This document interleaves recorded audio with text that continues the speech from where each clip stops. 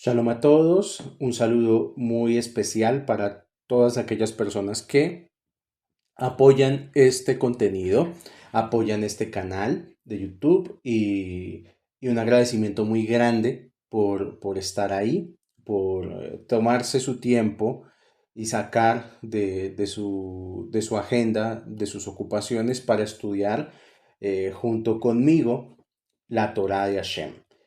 Vamos a empezar, con la ayuda del cielo, un nuevo libro, uno de los tesoros cabalísticos contemporáneos que, gracias a un muy buen amigo, está en este momento en mis manos. No es un libro mío, es un libro prestado y me lo prestó con el objetivo de poderlo compartir. Este libro se llama Reencarnación, las ruedas de un alma. Entonces, vamos a estar en un ciclo de lectura sobre la reencarnación. Un tema que para muchas personas puede ser tabú, para otras personas puede ser muy fascinante, muy interesante. A otras personas simplemente no les interesa y quizás digamos que la primera claridad que hay que hacer es que no hay un consenso único en el judaísmo sobre el tema de la reencarnación, sobre el tema de los Gilgulim. Hay personas que lo toman y lo estudian, sobre todo personas ligadas a la Cábala. Hay personas que no lo necesitan en su vida, no le prestan atención. Hay personas que están abiertamente en contra y aún observan Torah, observan Misbot. Con lo cual ya les he explicado en otros audios que el judaísmo no es un movimiento único, de un único pensamiento. El judaísmo es muy diverso y muy plural y hay muchos puntos de vista sobre cualquier aspecto de la Torah. Entonces, al haber tantos puntos de vista, también hay muchos puntos de observación en la misma Torah. Personalmente considero que la reencarnación es un modelo válido, pues por eso lo estamos empezando en este ciclo. Pienso que puede ser válido por muchas razones. Número uno, porque es difícil aproximarse a la Torah y a ciertas pesukim de la Torah y a ciertas enseñanzas de la Torah sin tener en cuenta la reencarnación. No quiero entrar en detalles, pero muchas personas se alejan de la Torah o entran en el ateísmo básicamente porque piensan equivocadamente que la Torah habla de un Dios cruel, Hasbe Shalom, o de un Dios que eligió solamente a unas personas, al 0,0.1 de la población, y que a las demás naciones las dejó relegadas a su suerte, lo cual tampoco es verdad. Una forma de zanjar esas diferencias y entender muchas cosas a profundidad de la Torah es con la reencarnación. La segunda razón por la cual considero que la reencarnación es un modelo válido es porque si no es muy difícil entender este mundo y entender que Dios es bueno. Porque cuántas personas no se han preguntado o no nos hemos preguntado inclusive porque hay gente sufriendo, gente buena que sufre, o porque hay gente en pobreza extrema, o porque hay gente que nace con enfermedades muy difíciles, si se supone que Dios es bueno. Como que pareciera a simple vista que Dios jugara, Hasbe Shalom, a los dados con nosotros, y que según como salgan los dados es la vida que vamos a tener, lo cual no es cierto. Dios efectivamente sí tiene la cualidad de la misericordia, la bondad, es un Dios bueno y todo lo que hay en el mundo es bueno y este mundo es un mundo kadosh, es un mundo con bendición y el modelo de la reencarnación nos ayuda a entender que parte de las cosas que estamos viviendo en nuestra vida obedecen a una corrección que nuestra misma alma eligió. Nuestra misma alma eligió todo proceso que estamos viviendo. Entonces, por ejemplo, a los adolescentes se les acaba el cuento de yo no pedí venir a este mundo. Porque si vamos a ver, sí pediste venir a este mundo, sí pediste estar aquí. Ahora lo que corresponde es analizar de qué manera, a través de la Torah, a través de las misbot, yo puedo sanar mi relación con mis actos pasados en el presente y poder afectar positivamente el futuro. Entonces esto hace que yo tenga una mejor aproximación a un Dios justo, a un Dios amoroso, a un Dios que no está en contra de la humanidad, que es básicamente el paradigma básico del paganismo y de la idolatría. Los idólatras en el pasado eran idólatras básicamente porque pensaban que Dios era un Dios vengativo, era un Dios cruel, era un Dios que si no hacían sacrificios, entonces no habían lluvias. Y lo que la Torah vino fue a desmontar todo ese relato, el relato de tener que agradar a los dioses. En esencia, uno de los fundamentos del monoteísmo es que todo viene de Hashem. Todo, lo que nos gusta, lo que no nos gusta, lo que es difícil, lo que es fácil, Hashem es el que da, Hashem es el que quita. Y nosotros lo que tenemos que hacer es comprender nuestra relación con Hashem. Entonces, ahí la reencarnación es un modelo positivo para poder hacer una rectificación del alma. Otra razón por la cual considero que la reencarnación es un modelo válido, porque nos da bases psicológicas o de terapia para podernos relacionar bien con la gente, para poder entender que si, por ejemplo, yo me llevo mal con alguien, es porque quizás en vidas pasadas a nivel de alma estamos enemistados y la solución no es seguir enemistados, la solución es buscar cómo hacer las paces con esas personas y sobre todo con las personas con las cuales nos es difícil el trato, porque pues fácil llevarnos con quien nos cae bien. Lo difícil y el reto que tenemos todos es llevarnos bien con la gente que quizás nos cae mal o con la gente que quizás es más difícil en todo sentido. Es un preámbulo un poquito largo, pido mil disculpas por ello, pero ya vamos a empezar este viaje de las ruedas de un alma con el capítulo 1 que dice, religión y ciencia. Muchas son las personas que creen que, al margen de la necesidad de sobrevivir, no existe explicación alguna de la vida humana. Otras ni siquiera se toman la molestia de pensar en ello, prefiriendo gozar de los placeres del momento. Y, sin embargo, todos los que han crecido en base a las tradiciones judías o de otra índole tienen sus propias convicciones en cuanto se refiere a la vida humana y al sufrimiento, y creen que cada ser humano tiene un alma y que esa alma es inmortal. El sufrimiento, creemos, es una prueba que Dios nos impone con el cielo o el infierno, que nos aguarda como recompensa o como castigo. O sea que de entrada venimos, dice aquí el rabino Berg, de entrada venimos con un condicionamiento a que si haces algo que a Dios no le gusta, te vas para el infierno. No creemos en ello porque tengamos pruebas, sino porque se nos ha enseñado esas cosas con la autoridad de nuestros padres y prelados que las han legado de sus propios padres, rabinos y maestros religiosos, recorriendo todo el camino de vuelta hasta llegar a la autoridad de la Torá.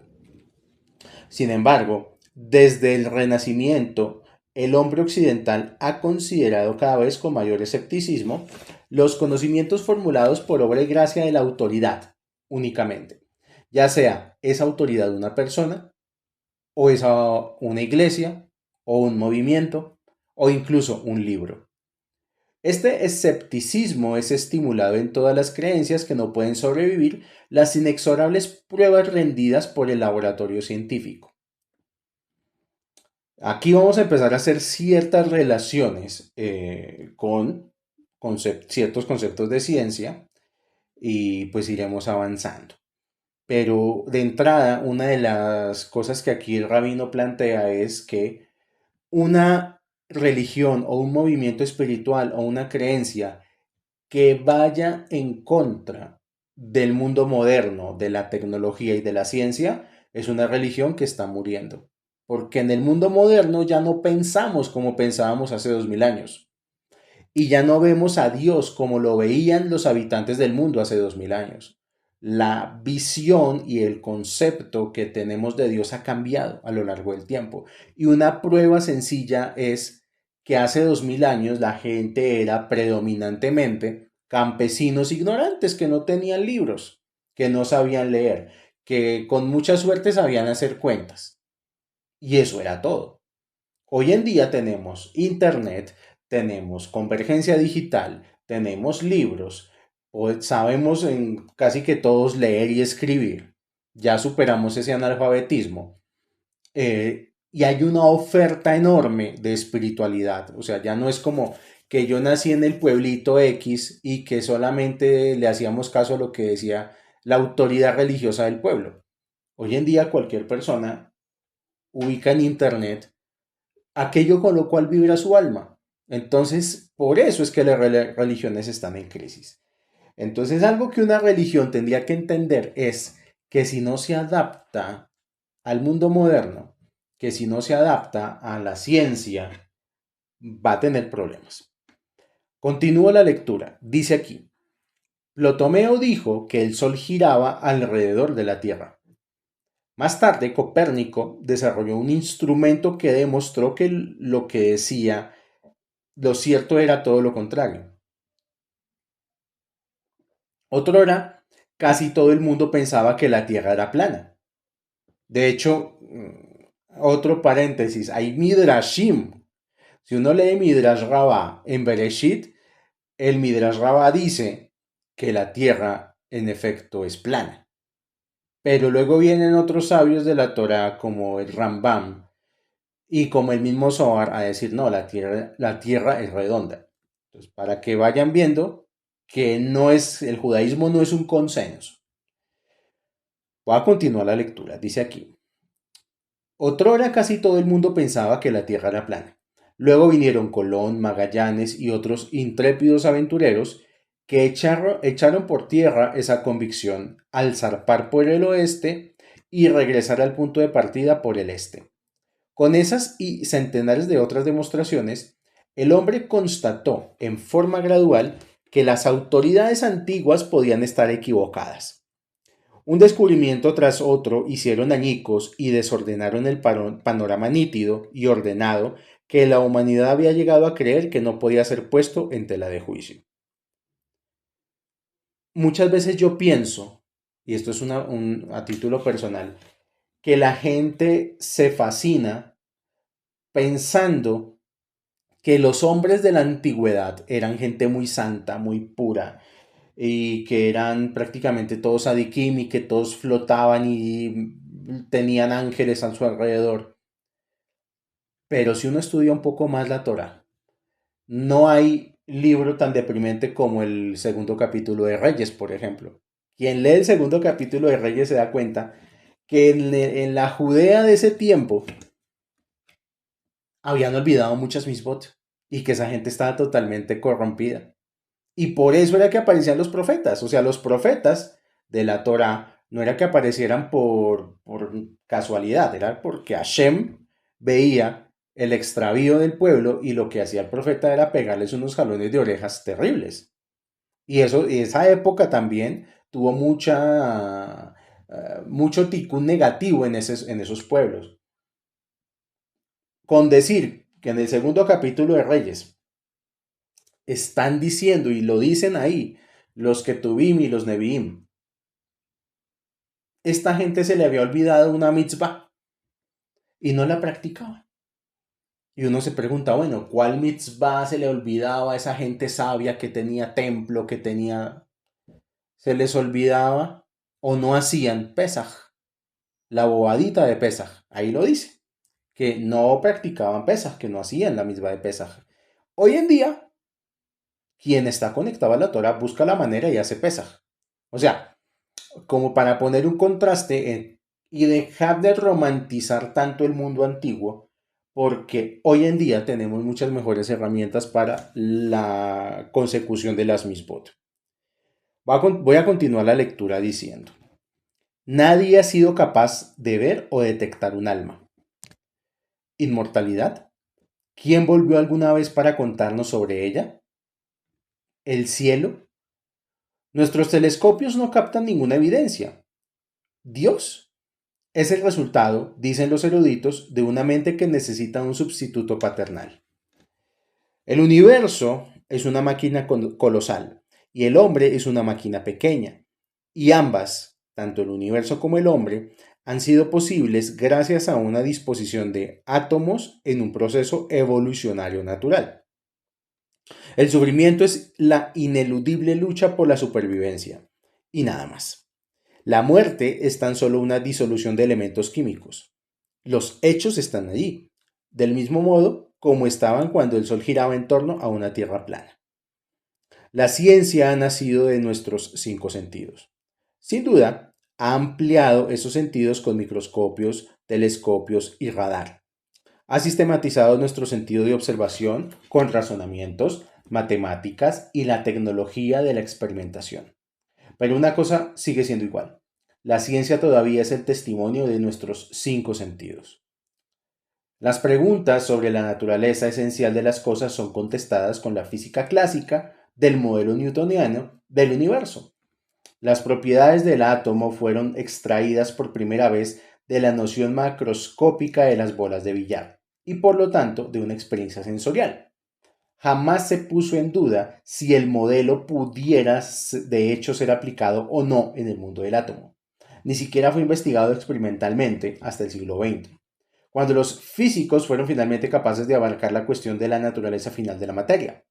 Con la ayuda de la tecnología más sofisticada que el mundo jamás ha conocido, pudieron sondear en la naturaleza cada vez a mayor profundidad, descubriendo una capa de materia después de otra. Así se verificó la existencia de los átomos. Luego se descubrieron los componentes del átomo, el núcleo, los electrones y protones y finalmente los elementos que constituyen el núcleo. Protones, neutrones y una serie de otras partículas subatómicas. A medida que los complicados instrumentos de la física experimental moderna penetraban en el mundo submicroscópico, llegando a dominios de la naturaleza muy alejados de nuestro medio ambiente macroscópico, ese mundo se hizo repentinamente accesible a nuestros sentidos. Si bien en el mundo subatómico sigue estando fuera de nuestras percepciones sensoriales, con la ayuda de instrumentos modernos, somos capaces de observar las propiedades de los átomos y los elementos que los componen en un modo indirecto. Sin embargo, solo lo podremos hacer por medio de una cadena de procedimientos que terminan en el chasquido emitido por un contador Geiger o en el punto oscuro de una placa fotográfica. Lo que aquí vemos y escuchamos no es nunca el propio fenómeno investigado, sino siempre sus consecuencias. El conocimiento de la materia en este nivel ya no se deriva de una experiencia sensorial directa.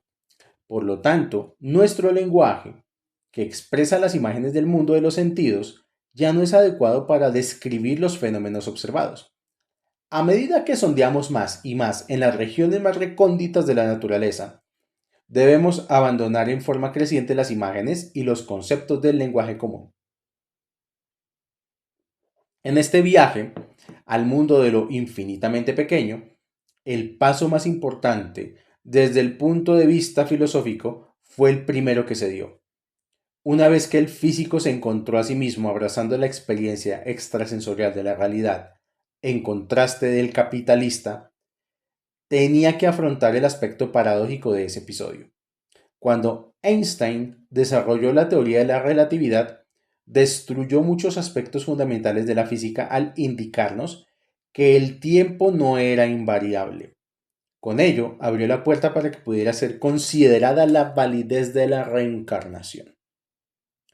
Los instrumentos que hemos creado con nuestros 5 sentidos, en forma irónica, han hecho un giro a la inversa para mostrarnos que ese equipo sensorial de por sí es imperfecto e inadecuado para hacernos conocer al mundo tal como realmente lo es.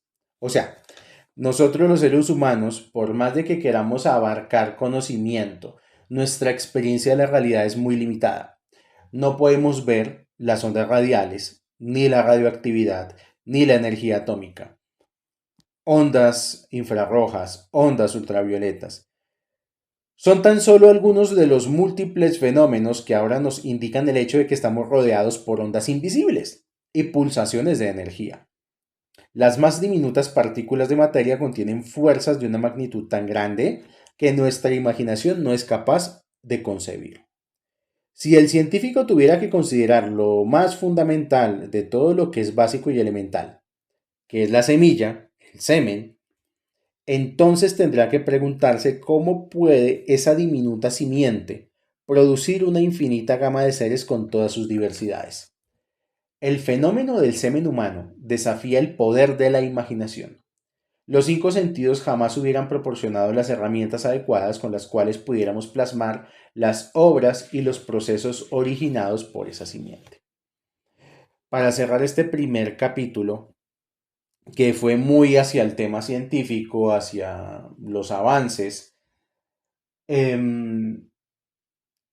he tenido la oportunidad de conocer rabinos, que por ejemplo, siendo rabinos, su mayor ocupación es la ciencia. Y ellos dicen que uno también puede servir a Dios conociendo las maravillas de su creación. Como dice el Pasuk, abre mis ojos para conocer las maravillas de tu creación. O sea, que quien estudia física, quien estudia astronomía, quien estudia botánica, quien estudia ciencias, está contemplando las maravillas de la creación. Con lo cual, la ciencia no es un obstáculo para la Kabbalah, no es una dificultad, es parte incluso de ciertos grandes, como el rabino Aryeh Kaplan, escritor de muchos libros, algunos de los cuales también hemos compartido. Y Aryeh Kaplan trabajaba con la NASA. O sea que sí podríamos quitarnos esa noción de que un religioso es solamente una persona piadosa que todo el tiempo habla de Diosito. No, una persona espiritual también puede ser una persona completamente ligada a las letras, a la ciencia, a los números y a través de los mismos servir a la creación. Capítulo 2. La nueva edad de la realidad.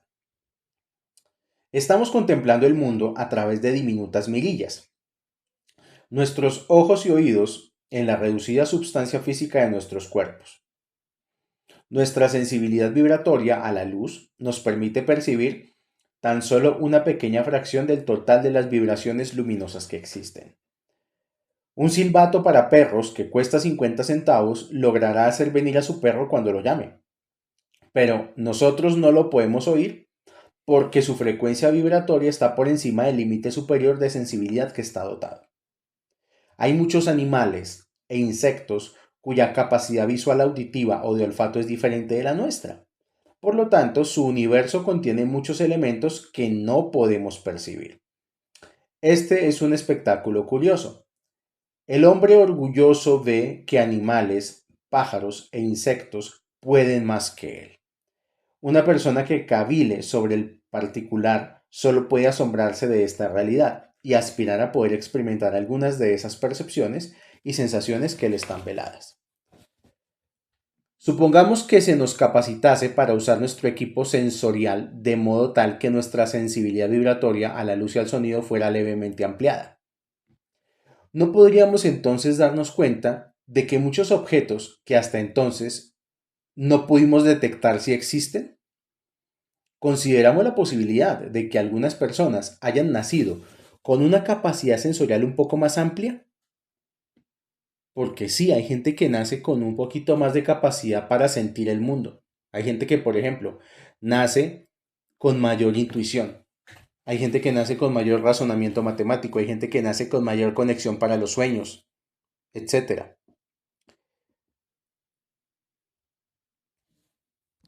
Entonces estos seres verían y escucharían cosas que la mayoría de nosotros no es capaz de ver ni oír. La tan frecuente, represiva historia del hombre indica un número de casos en los que tales sensibilidades ampliamente parecen haber existido. Rabbi Shimon Bar Yochai estaba dotado de una sabiduría que causaba temor reverencial y un señalado poder en la punta de los dedos. Sin embargo, él y su hijo tuvieron que esconderse en una caverna durante años a fin de revelar el Zohar. Pero la ciencia también tiene la capacidad de ampliar las sensibilidades del hombre.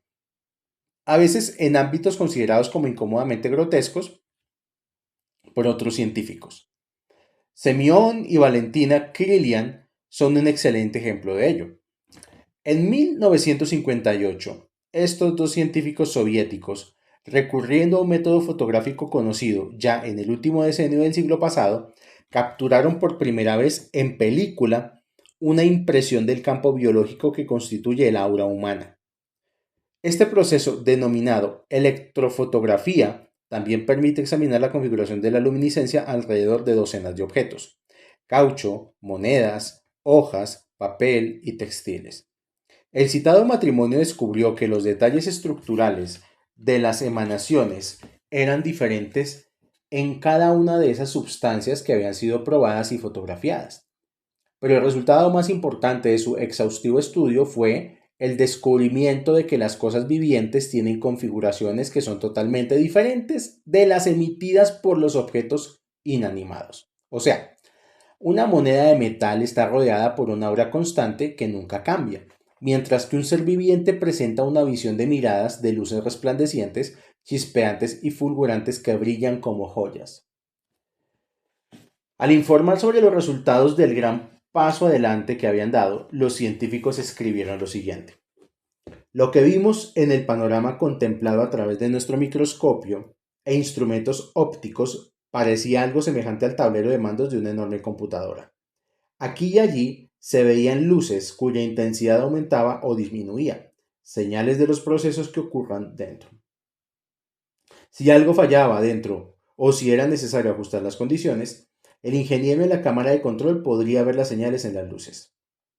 En los seres humanos vemos las señales del estado interno del organismo reflejadas en la brillantez, opacidad o el color de los destellos. La vida interior de las actividades de un ser humano está escrita en estos jeroglíficos, pero para poder leerlos vamos a necesitar ayuda.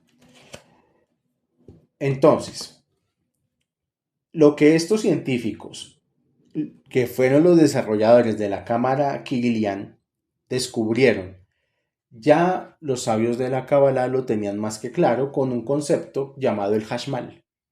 El Hashmal es, por decirlo así, una capa de energía en forma de donut o de huevo que nos rodea y nos protege.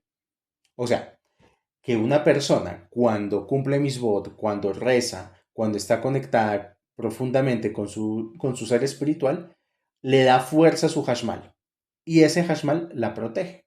Pero cuando una persona descuida sus misbot, descuida su Torah o cae en el Yetzer Hara, en el deseo egoísta, debilita al mismo tiempo el hashmal. Y entonces es cuando pasa que de repente la persona, Hasbe Shalom, tuvo un accidente, o de repente tuvo una pérdida, o de repente le pasaron cosas. ¿Por qué? Porque su hashmal se debilitó.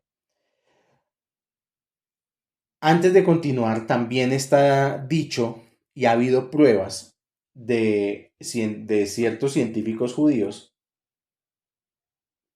que hicieron unas fotografías con cámara Kirlian a hombres judíos cuando se ponían el talit y cuando se quitaban el talit. El talit es el manto de oración, el que usan todos los judíos para rezar, sobre todo shaharit en la mañana. Y notaron un cambio drástico en la forma del aura de la persona que tiene el talit puesto. Y ya los sabios de la Torá, los cabalistas, decían en el pasado que, que el hombre que usa talit se protege de una energía específica del mundo astral y esta energía se llama el telí. El telí es la forma que astrológicamente se dio para explicar el concepto de la serpiente. O sea que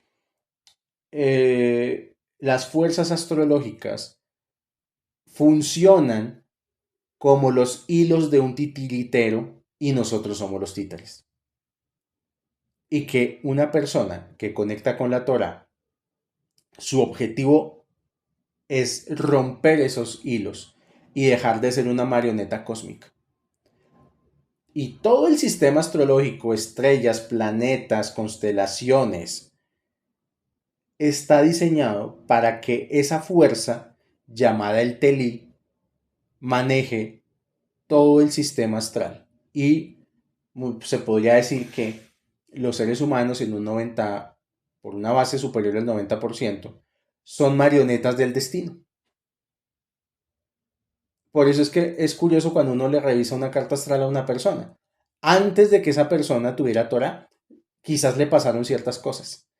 Entonces uno como astrólogo, mire, tiene luna en tal casa, en tal planeta, y aquí indica que tuvo tendencia a esto, esto y esto.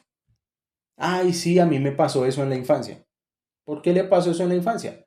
Porque antes de conocer la Torah, somos marionetas del Teli, que es mm, literalmente cierta constelación del cielo, que es la que maneja todo el sistema astral. Voy a continuar con la lectura. Dice aquí, en Detrás del telón de acero, Oshran y Schroeder, al escribir sobre los Kirilian, señalaron, el matrimonio Kirilian estaba trabajando en esa tarde en las fotografías cuando ocurrió algo extraño.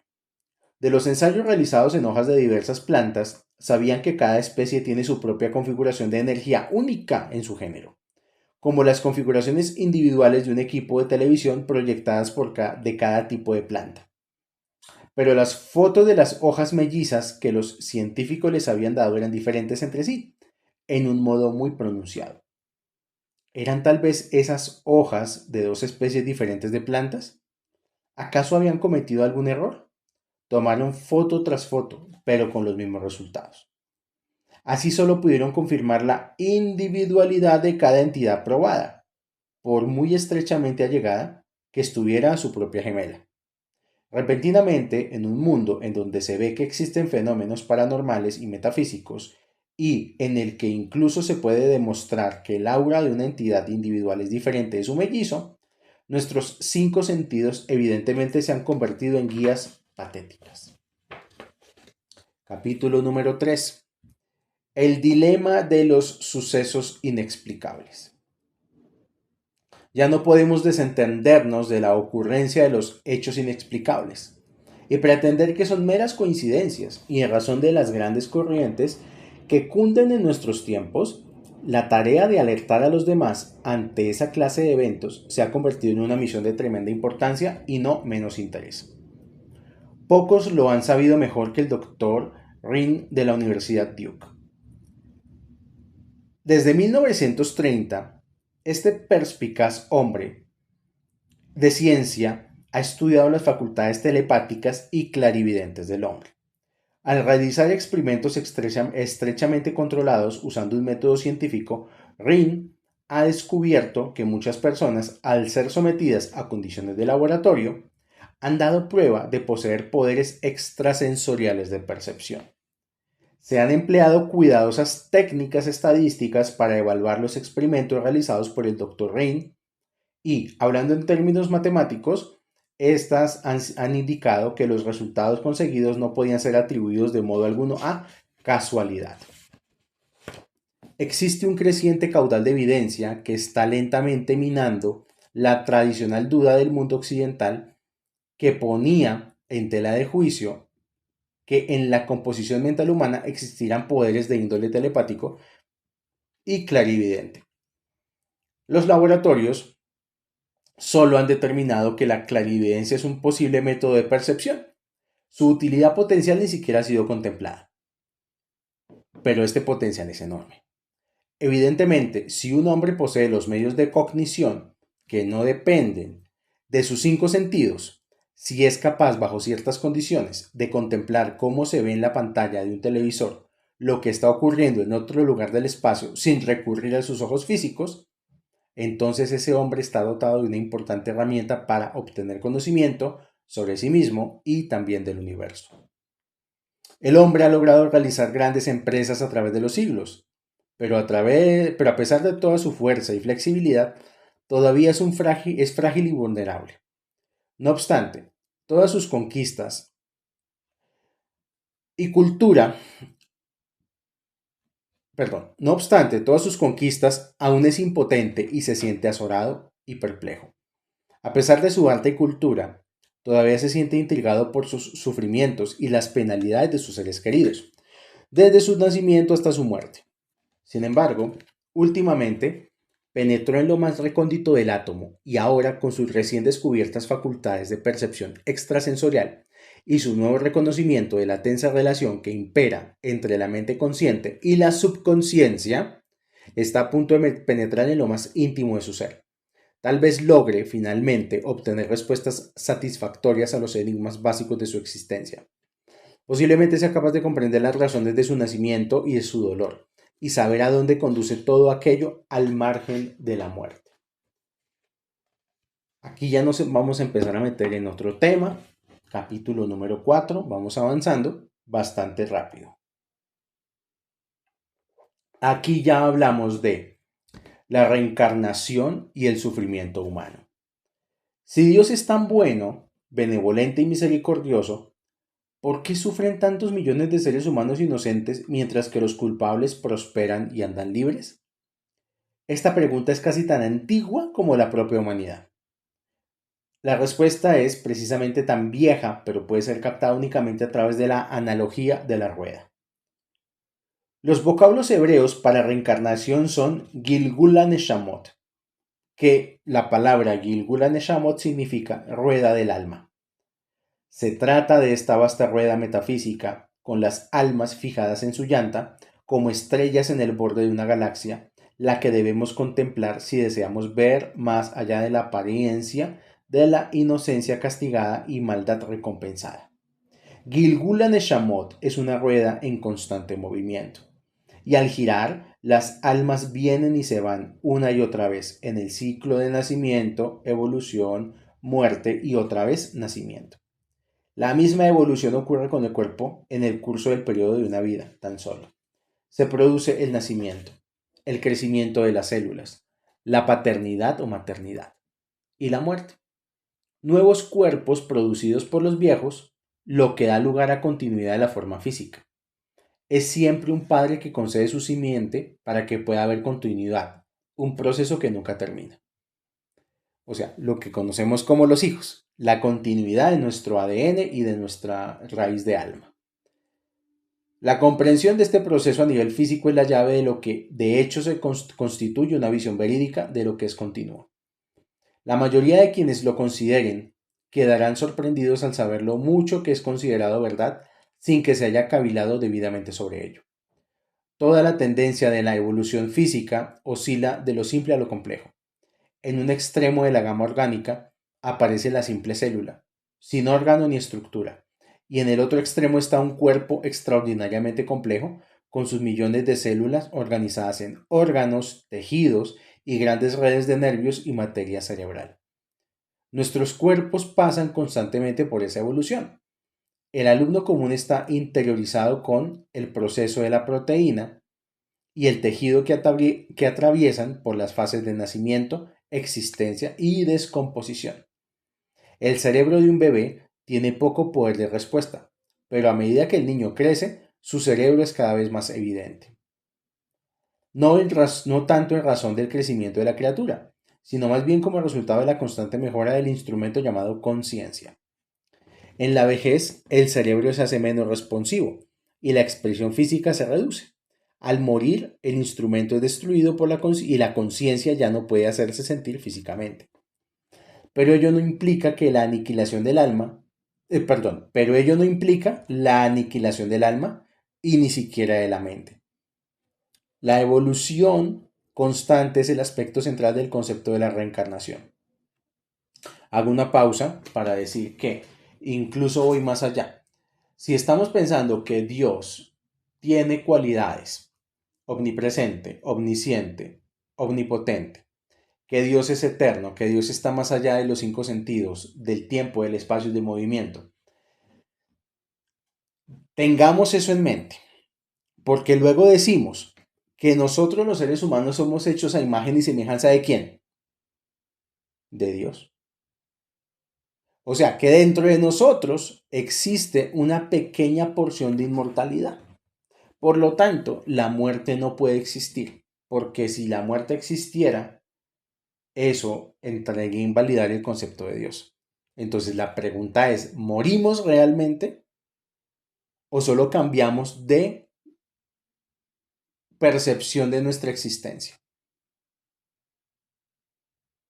Yo creo que lo que nosotros hacemos es cambiar la percepción de la existencia, no como tal de morir.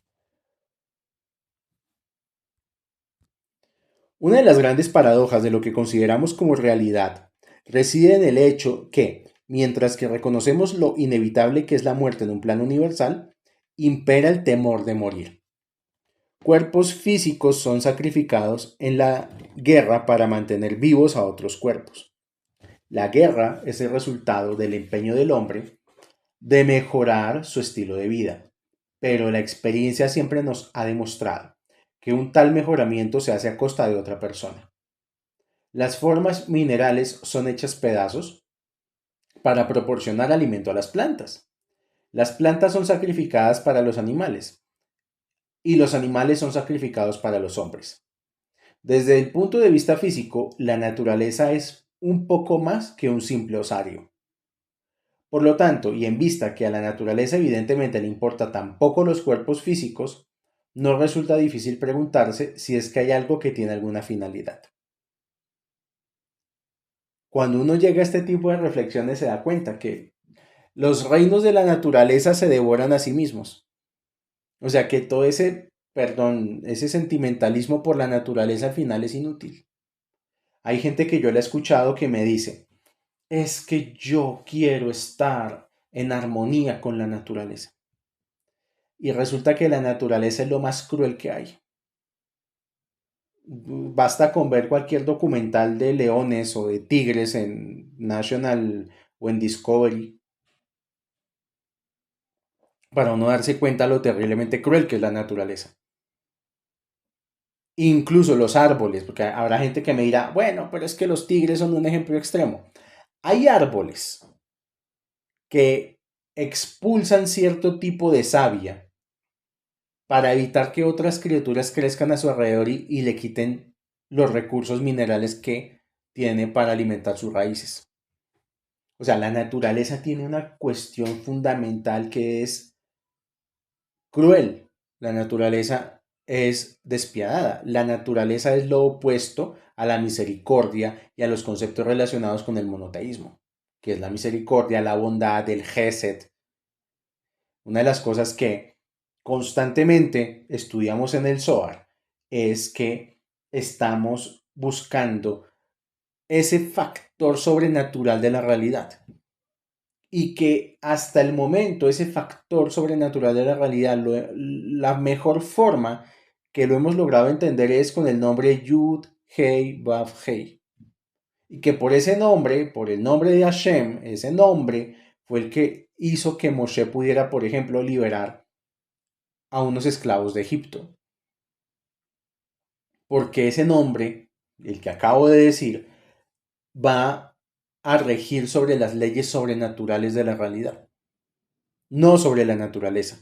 Entonces, una persona que diga, yo quiero estar en armonía con la naturaleza, simplemente quiere es que le llegue lo que le tenga que llegar, pero no conectar con una misericordia divina, no conectar con un mundo más allá de este mundo.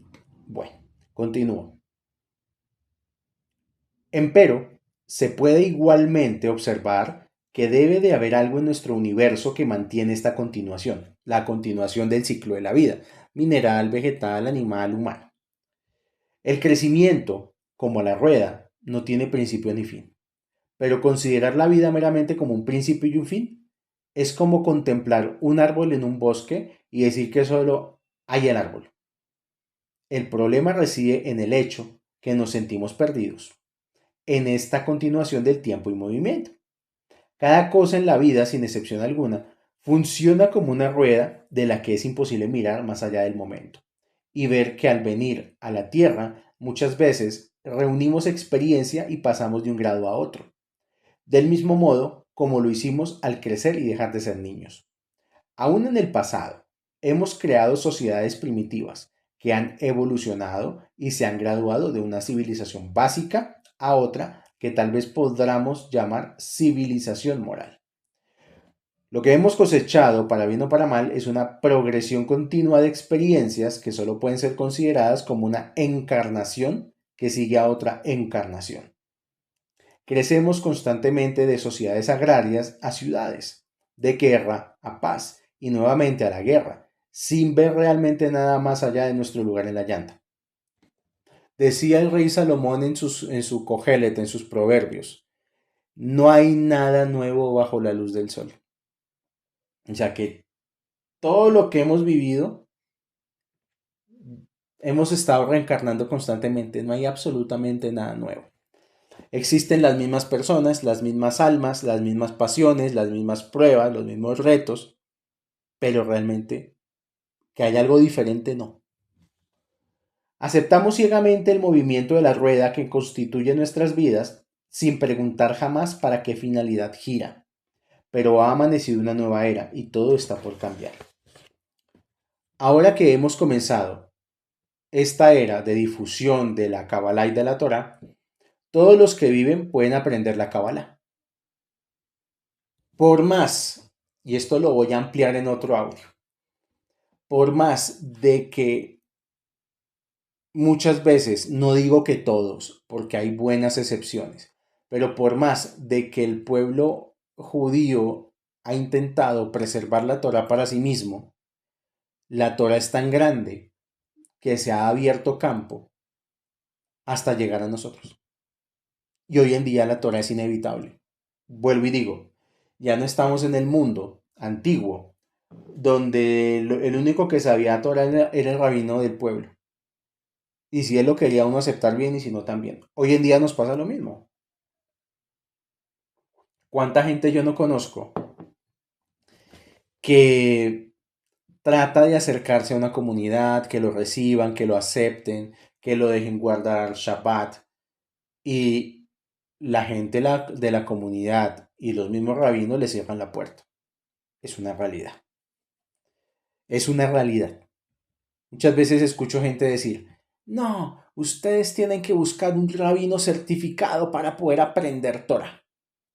Muy buena suerte, les deseo muy buena suerte tratando de buscar uno y que los acepte y que no sea un loco. Estoy diciendo verdades. Este mundo del judaísmo es un mundo esencialmente cerrado. Pero a pesar de todo eso, la Torah se las ha ingeniado para moverse a través del mundo. Y hoy en día, con la convergencia digital, con el mundo moderno en el cual vivimos, estudiar Torah se puede hacer por cualquier persona. En razón de haber ahora más luz que nos ha traído los sabios del pasado, estamos pasando de la oscuridad a un nuevo estado que tiene conciencia de un movimiento constante de la cosmología. Somos capaces, si así lo deseamos, de captar el concepto del alma, que es el objeto del proceso giratorio, sin estar limitados por el tiempo a ningún cuerpo específico.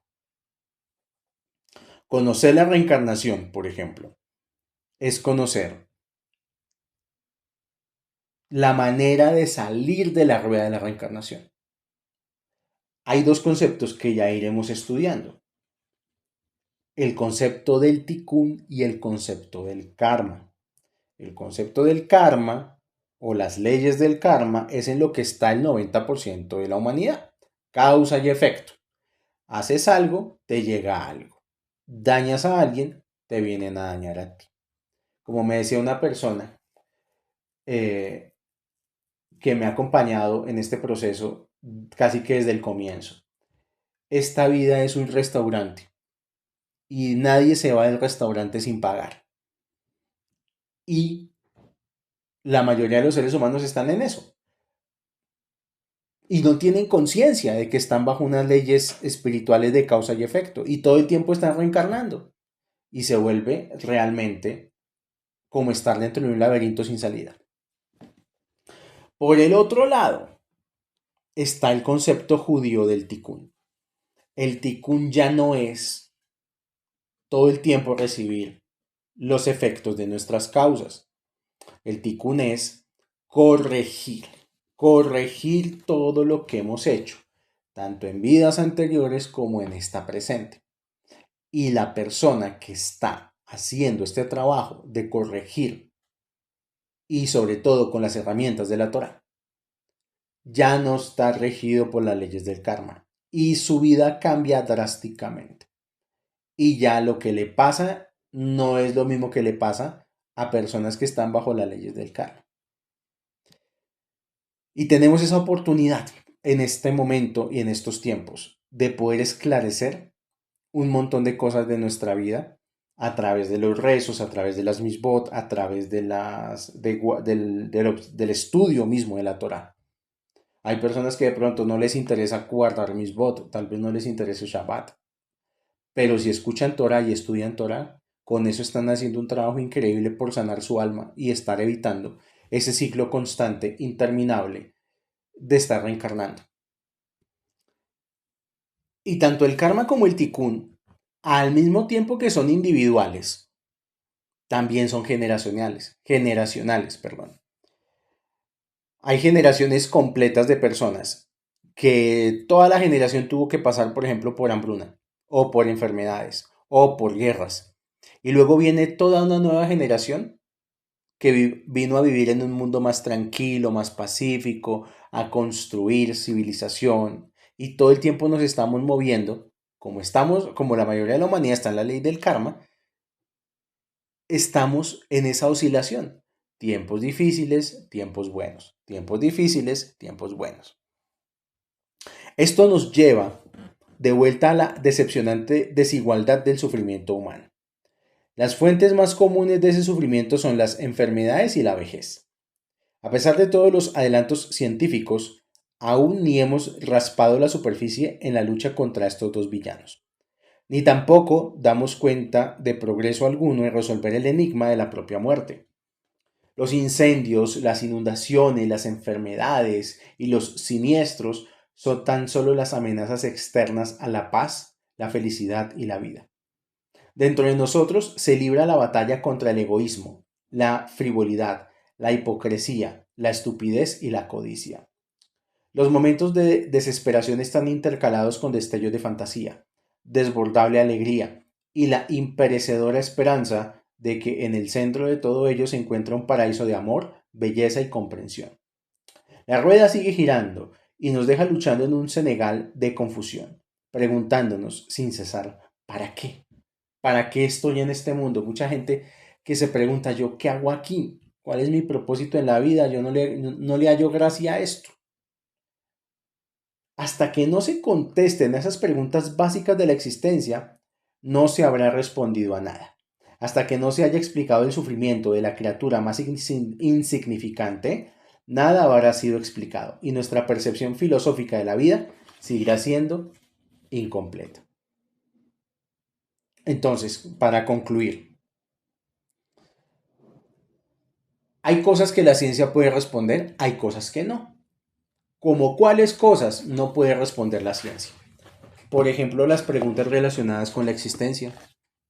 La filosofía ha intentado, y pues cada quien, según la corriente filosófica que le guste o con la que sienta afinidad, se puede sentir más positivista, más existencial, eh, más nihilista, más platónico, más aristotélico, puede creer más en lo antiguo, en lo moderno, pero con todo y con eso, todavía no hay una comprensión de la existencia.